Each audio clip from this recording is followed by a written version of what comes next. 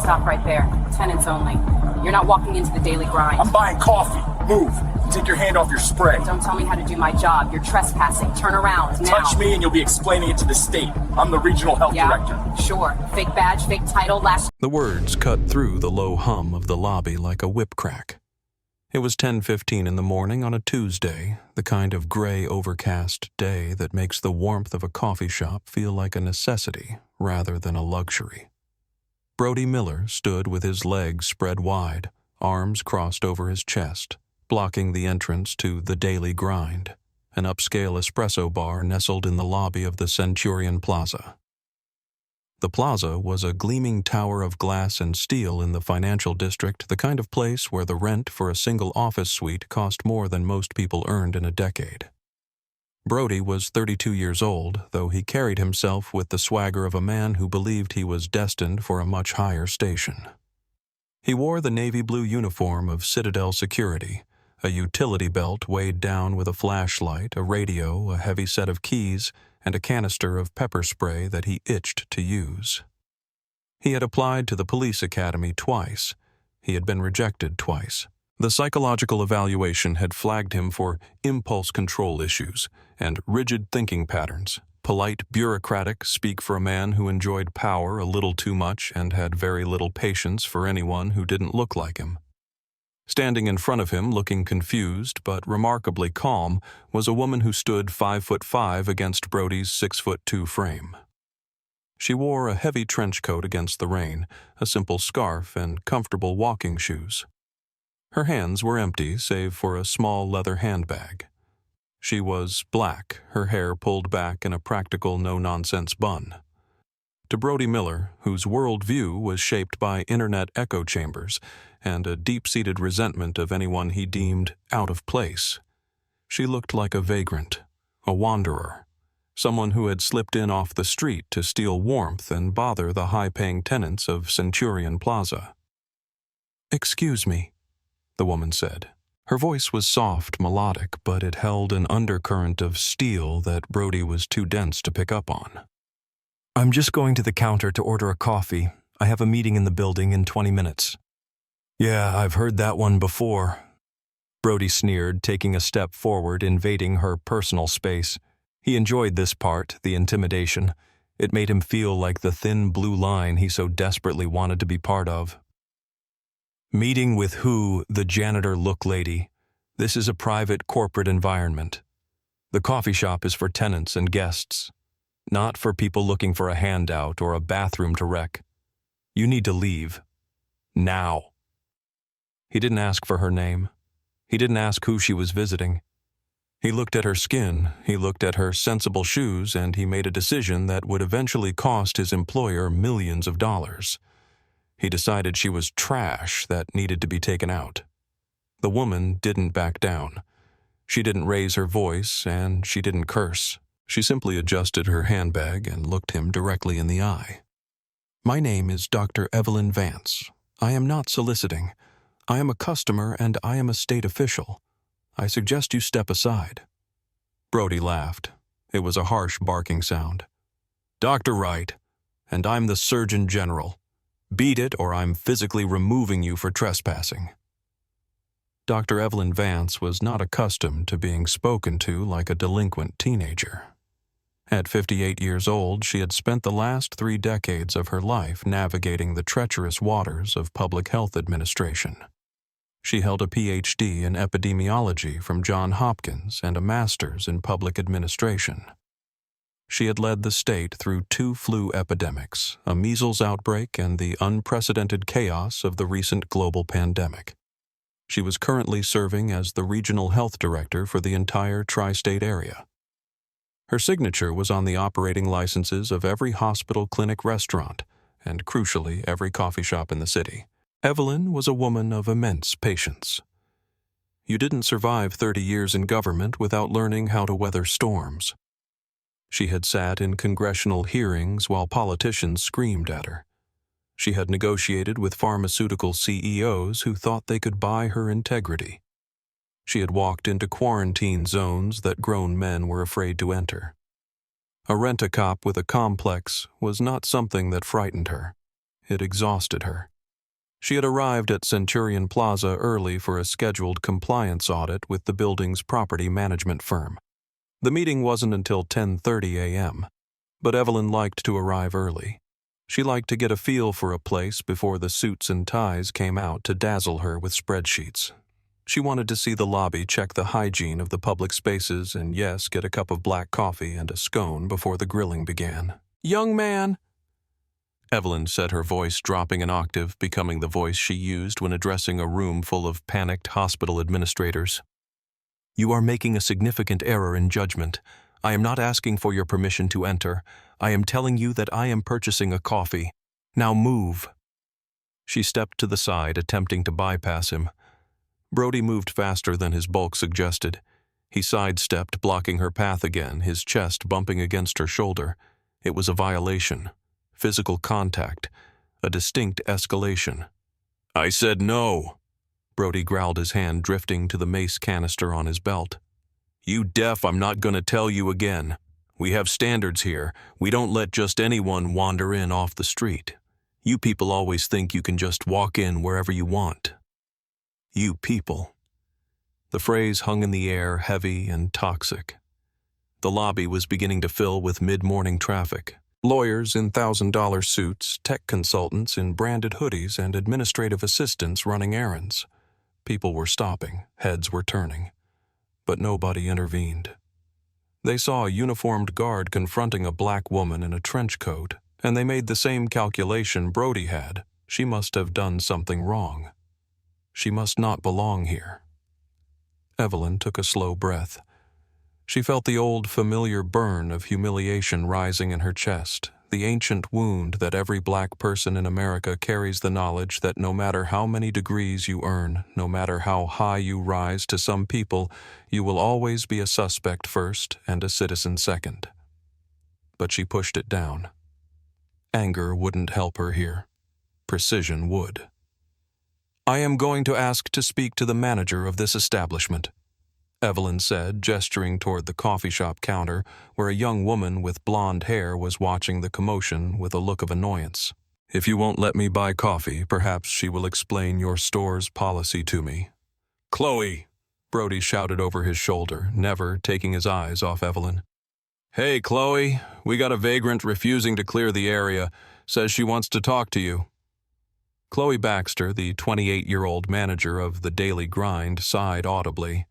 She wiped her hands on her apron and walked around the counter. Chloe was the kind of manager who prided herself on the vibe of her shop. She curated the playlist, she chose the artwork, and she was fiercely protective of the exclusive atmosphere that allowed her to charge $7 for a latte. She wanted her customers to feel safe, comfortable, and elite. She looked at Evelyn. She didn't see the silk blouse under the trench coat. She didn't see the intelligent eyes. She saw a disruption. She saw a black woman standing where she didn't think a black woman should be standing unless she was emptying the trash cans. "What's the problem here?" Chloe asked, crossing her arms. She stood next to Brody, presenting a united front of exclusion. "I'm trying to order a coffee," Evelyn said, her tone level. "This guard physically blocked me and used a racial slur. I would like to order my drink, and I would like his name." Chloe looked at Brody, then back at Evelyn. She let out a short, derisive laugh. "Brody is doing his job. We have a right to refuse service to anyone, and honestly, you're disturbing our customers. Look at them." She gestured vaguely at the café where people were indeed staring, not because Evelyn was loud, but because Brody was shouting. "You're making people uncomfortable. This isn't a public park. You can't just hang out here." "I am not hanging out," Evelyn said, her patience fraying by the thread. "I am a customer. I have money. I have business in this building. Are you refusing to serve me because of my race? Because I need you to be very clear about that right now." "Oh my God, don't pull the race card," Chloe groaned, rolling her eyes. "It's so exhausted. I'm refusing you because you're loud, you're aggressive, and you're trespassing. We don't have public restrooms and we don't have free handouts. There's a convenience store 3 blocks down. Go there. They're more your Speed. The insult was precise and calculated. More your speed. It was a way of saying low class without using the words. Evelyn stared at the young woman. She thought about the health inspection file currently sitting on the secure server in her office, the one that gave her the power to suspend operations for any establishment that failed to meet state standards regarding hygiene, safety, and equitable access. "I'm going to give you one chance to correct this," Evelyn said. "I'm going to show you my identification. It will explain who I am and why I am here. If you look at it and you still refuse me service, I will leave. But I warn you the consequences will be severe." "We don't need to see your fake ID," Brody interrupted, stepping closer, his hand now gripping the pepper spray canister. "We know who you are. You're leaving. Now." "Show him the badge if it makes you feel better," Chloe said dismissively, turning back to the counter. "But then you leave. I'm calling the police if you're not gone in 2 minutes." Evelyn reached into her bag. She moved slowly, telegraphing her actions so that the jumpy, aggressive guard wouldn't have an excuse to assault her. She withdrew a leather wallet, the kind used by law enforcement and high-ranking government officials. It bore the gold-embossed seal of the State Department of Health. She flipped it open. Inside was a gold badge and a laminated identification card with her photo, her title, Regional Director of Public Health, and a holographic state seal that was impossible to forge without millions of dollars in equipment. "Here," Evelyn said, holding it up for Brody to see. "Read it, carefully." Brody barely glanced at it. He had already decided what the truth was, and his brain was not interested in contradictory evidence. In his mind, black women didn't carry gold badges. Therefore, the badge was fake. It was a toy, a prop. "Where'd you get that?" Brody scoffed, swatting at the air near her hand. "Party City. You think I'm stupid? That's not a real badge. You're impersonating an officer now. That's a felony, lady." "It is not a police badge," Evelyn said, her voice tightening. "It is a state government credential. Read the text." "I don't need to read your garbage," Brody yelled. He was performing now, performing for Chloe, performing for the audience in the lobby. "You're a fraud. You're a trespasser. And now you're trying to scam me. That's it." He reached out and grabbed Evelyn's arm. His grip was hard bruising. Evelyn gasped, dropping the wallet. It hit the marble floor with a heavy thud. "Get your hands off me!" Evelyn shouted the command echoing off the high ceilings. "You're under arrest for trespassing and assault," Brody yelled, twisting her arm behind her back. He wasn't a police officer. He had no legal authority to arrest anyone unless a felony was committed in his presence. But Brody didn't care about the law. He cared about dominance. "Get on the ground now." Around the lobby, the atmosphere shifted. The bystanders who had been passively watching suddenly woke up. Phones came out. The recording lights blinked on. A young man in a suit stood up from his table. "Hey man, take it easy. She's not fighting you." "Back off!" Brody screamed at the bystander, his face red, a vein bulging in his neck. He shoved Evelyn forward, forcing her chest against the cold granite of the security desk. "I said back off. I've got a hostile subject here. Chloe, call 911. Tell them we have a violent trespasser resisting detention." Evelyn's cheek was pressed against the stone. Pain shot through her shoulder. She was 58. Her joints weren't what they used to be. She could feel the humiliating pressure of his body weight pinning her. But even in that position, with the taste of dust in her mouth, her mind was working.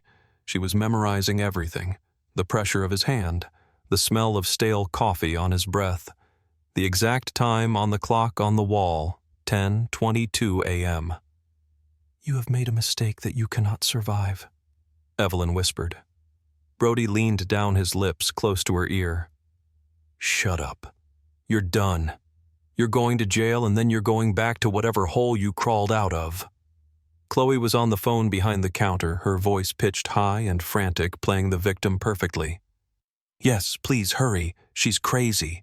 She has a fake weapon or badge or something and she attacked our guard. We're all terrified. Please send help." The audacity of the lie was almost impressive. Evelyn closed her eyes. She stopped struggling. There was no point in fighting physically. The trap was set. Now she just had to wait for the real authorities to arrive. She knew the police. She worked with them daily on mental health crisis teams and addiction outreach programs. She knew the captain of the precinct. Brody held her there for 8 minutes. 8 agonizing minutes where he paraded his captive to the lobby. "See this," he told a courier who walked in. "This is what happens when you don't respect the rules. We keep this place clean." Sirens wailed in the distance, growing louder. The blue and red lights flashed against the rain-slicked windows of the plaza. 2 uniformed officers burst through the revolving doors, hands on their holsters scanning for the violent threat. The first officer was a rookie, young and wide-eyed, but the second was Sergeant Miller, no relation to Brody, a 20-year veteran with a graying mustache and eyes that had seen everything. "Police, let her go!" Sergeant Miller commanded, his voice booming. Brody didn't let go immediately. He smiled. The cavalry had arrived to back him up. "I got her secured, officer. She tried to force her way in, showed a fake badge, and then initiated physical contact. I had to subdue her." Sergeant Miller walked over, his eyes moving from the guard to the woman pinned against the desk. He saw the expensive coat. He saw the quality of the shoes. He saw the lack of struggle. "I said let her go," Miller repeated, softer this time, but with more danger in his tone. "Step back, now." Brody released her, stepping back with a smug expression. "Watch her, she's slippery. Claims she's a doctor." Evelyn stood up slowly. She brushed the dust off her coat. She rotated her shoulder, wincing at the pop. She didn't look at Brody. She looked directly at Sergeant Miller. "Officer," Evelyn said, her voice regaining its composure, "my credentials are on the floor. I would like you to pick them up and verify them immediately." Brody snorted. "Don't waste your time, Sarge. It's a printout." Sergeant Miller looked at the woman. There was something familiar about her. The cadence of her speech. The authority. He bent down and picked up the leather wallet. He flipped it open. The sergeant froze. He knew that badge. He knew that seal. Every police officer in the state knew that seal because during the pandemic, the orders bearing that seal were the law of the land. He looked at the photo, then at the woman standing before him. Sergeant Miller's face went pale. He snapped his head toward Brody. "You idiot," Miller muttered. "What?" Brody blinked, his smile faltering. Miller turned the badge so Brody could see it. "Do you know what this is? This is the regional health director. This is a high-level state official. You just assaulted the woman who runs the entire public health department." The silence that fell over the lobby was absolute. The espresso machine hissed a lonely sound in the cavernous quiet. Brody stared at the badge. "No, she's lying. She's black. She can't be." He stopped himself, but it was too late. The words were out. Evelyn stepped forward. She looked 10 feet tall. "I am Dr. Evelyn Vance, and I am currently conducting an official inspection of these premises. Officer, I want this man arrested for assault, false imprisonment, and interference with a government official, and I want that manager detained for filing a false police report." Brody took a step back, his hands shaking. I was just following protocol. She didn't look like..." "Like what?" Evelyn asked, stepping into his space. "Like I belonged. Like I had power. You looked at my skin and you decided I was nothing. And now you are going to learn exactly how much something I am." Chloe behind the counter had gone deathly white. She dropped the phone. "Officer," Evelyn said, turning to the sergeant. "Secure the scene. Nobody leaves. I need to make a call to the governor's office to explain why his appointee was handcuffed for trying to buy a latte." Sergeant Miller nodded, pulling his own handcuffs from his belt, but this time he walked toward Brody. "Turn around. Hands behind your back." "But I'm security." Brody stammered, his voice cracking. "We're on the same side." "We are not on the same side," Miller said, snapping the cuffs on tight. "You're a liability, and you're under arrest." As Brody was led away shouting about his rights, Evelyn didn't watch him go. She turned her attention to the counter, to Chloe. The property management team arrived 6 minutes later. 3 men in expensive gray suits, sprinting across the marble floor, looking as if they were about to have heart attacks. They had received a call from the governor's chief of staff. "Dr. Vance!" The lead manager gasped out of breath. We are devastated. This is a misunderstanding. Please come to the conference room. Let us get you some water, some ice for your shoulder." Evelyn held up a hand. "I don't want water, and I don't want a conference room." She reached into her bag and pulled out a tablet. She tapped the screen, bringing up a digital inspection form. "I am here for a compliance check," Evelyn said. "And since I am already here and since I have been denied service, I think I will start my inspection right now with the coffee shop." She walked toward the counter. Chloe was standing there, tears streaming down her face, trembling. "I'm so sorry. I didn't know. Please, I have a kid." "You didn't know I was a director," Evelyn said, her voice cold. "But you knew I was a human being. And that wasn't enough for you." Evelyn walked past the counter, pushing through the swinging door into the employee area. "Lights up. Everything open. I want to see the milk fridges. I want to see the expiration dates. I want to see the rat traps." For the next 45 minutes, Dr. Evelyn Vance dismantled the daily grind. It was a white glove inspection of the most brutal kind. And because Chloe had been so focused on maintaining the vibe and profiling customers, she had neglected the actual work. Evelyn found mold in the ice machine. She found milk that was 3 degrees too warm. She found a cockroach trap that hadn't been changed in 6 months under the sink. She documented every single violation with photos, uploading them directly to the state database. When she emerged, the lobby was full of spectators. She walked up to the property manager and the weeping Chloe. "This establishment is hereby closed effective immediately due to critical health code violations," Evelyn announced.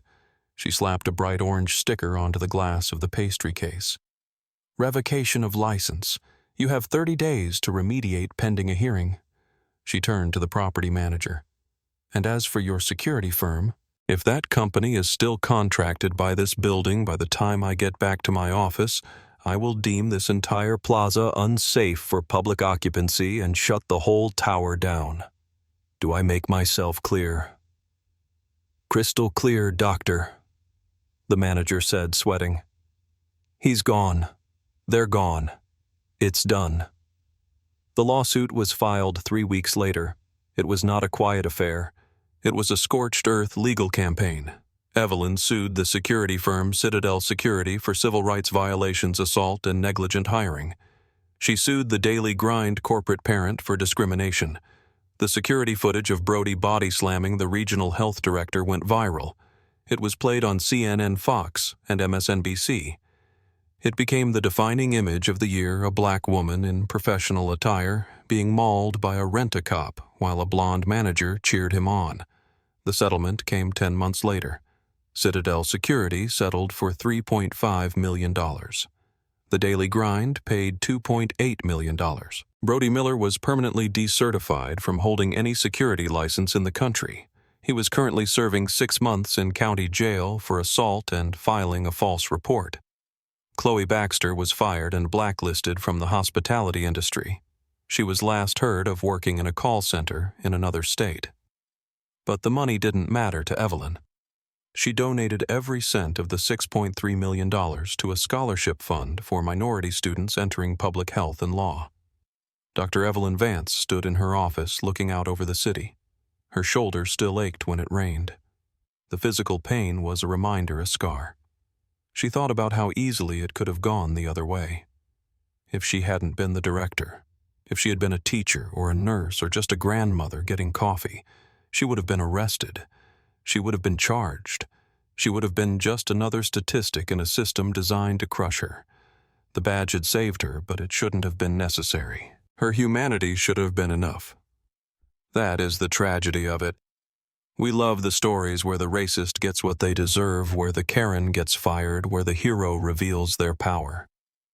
But we forget that for every Evelyn Vance, there are 1,000 women who are dragged out, handcuffed, and humiliated, and no one ever knows their names. Justice for one is not justice for all. It is just a start. Do you think businesses should face mandatory shutdowns for proven racial profiling incidents? Drop your answer below. And if you believe these stories help shine a light on the truth, please hit that subscribe button. Your support helps us keep telling the stories that matter.